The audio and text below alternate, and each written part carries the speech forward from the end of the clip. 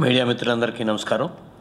నిన్న మన గౌరవ ముఖ్యమంత్రి గారు కర్నూలు జిల్లాలో 4 ఇరిగేషన్ ప్రాజెక్టులకి శంకుస్థాపన చేసి ఆ తర్వాత కోడుమూరు సభలో ఆంధ్రప్రదేశ్లో రైతులకి ఎంత పెద్ద ఎత్తున వంచన నేను చేయగలిగాను అనేది చాలా పెద్ద ఎత్తున మాట్లాడారు.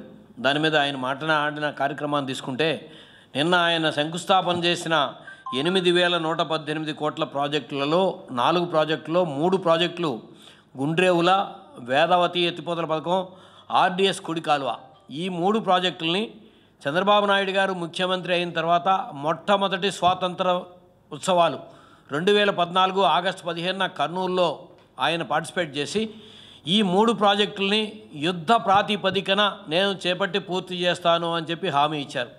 అంటే మన ముఖ్యమంత్రి గారి హామీ యుద్ధ ప్రాతిపదికన పూర్తి చేస్తాను అంటే 5 సంవత్సరాలు అయిపోయిన తర్వాత మరలా కొత్త ప్రభుత్వం ఎన్నికలకి వారం రోజుల్లో నోటిఫికేషన్ వచ్చే సమయంలో ఆయన వెళ్ళి శంకుస్థాపనలు చేయటమే యుద్ధ ప్రాతిపదికన చేస్తాను అనేది ఇక్కడ చాలా క్లియర్గా కనబడుతోంది. చంద్రబాబు నాయుడు గారు గత కార్యక్రమాలు తీసుకున్నా సరే ఆయన ఇంతకుముందు కూడా హంద్రీనీవా, గాలేరు నగరి సృజా సవంతి, వెలిగొండ ప్రాజెక్టులు ఆయన 95 నుంచి 2004 మధ్యలో ఎన్నికలు వచ్చినప్పుడు 99లో 96లో శంకుస్థాపన చేశారు.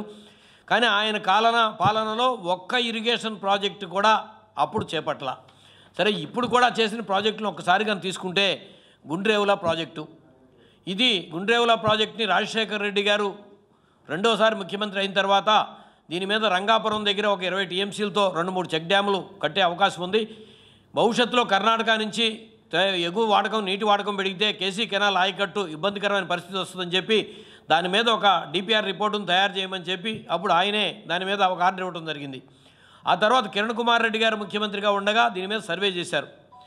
అప్పటి నుంచి 2014 ఆగస్టు 15వ తారీఖున యుద్ధ ప్రాతిపదికన చేస్తాను అన్న హామీ నుంచి కూడా ఇవాళ దాకా ఆ వైపు చంద్రబాబు నాయుడు గారు చూడాల. సరే, ఇప్పుడైనా ఇది 2 ఉమ్మడి రాష్ట్రాల ప్రాజెక్ట్ ఇది. తెలంగాణ, ఆంధ్రప్రదేశ్ రెండింటికి కూడా అవసరాల ప్రాజెక్టు, రెండింటికి సాగునీళ్ళు వెళ్ళే ప్రాజెక్టు. మరలా ముంపు కర్ణాటకకు కూడా సంబంధించి కూడా ముంపు ఉన్నది.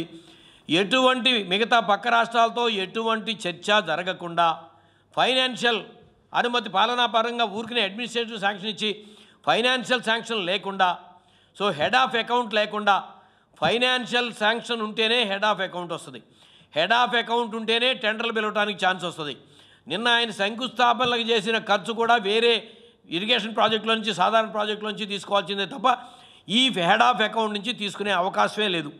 అంటే ఎంత వంచనలకి ఎంత పరాకాష్ట ముఖ్యమంత్రి గారు. ఇది ఎన్నిసార్లు మీరు చేస్తారని కార్యక్రమాలు.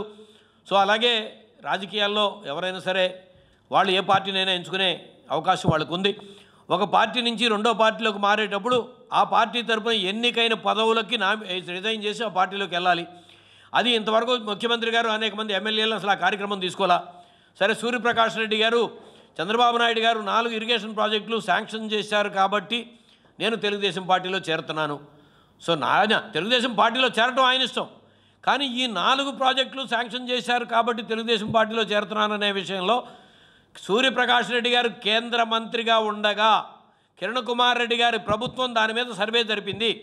ఆ తర్వాత ఈ ప్రాజెక్టుని పూర్తి చేయమని కానీ, ఈ ప్రాజెక్టుని చేపట్టమని కానీ సూర్యప్రకాష్ రెడ్డి గారు ఎక్కడైనా అడిగారా?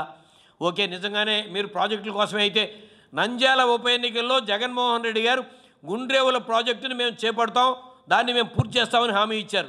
మరి ప్రాజెక్టుల మీద అయితే ఆ రోజున వైఎస్ఆర్సీపీకి సపోర్ట్ చేయాలి కదా సూర్యప్రకాష్ రెడ్డి గారు. ఇవన్నీ ఒక వంచనలకు తీసుకునే కార్యక్రమాలు. ఎన్నికలకు ముందు వారం రోజుల ముందు ఎటువంటి అనుమతులు లేకుండా, ఫైనాన్షియల్ అనుమతులు లేకుండా, హెడ్ ఆఫ్ అకౌంట్ లేకుండా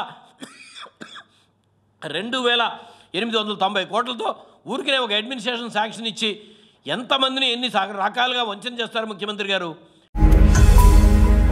ఈ వీడియో గనుక మీకు నచ్చినట్లయితే లైక్ చేయండి, షేర్ చేయండి.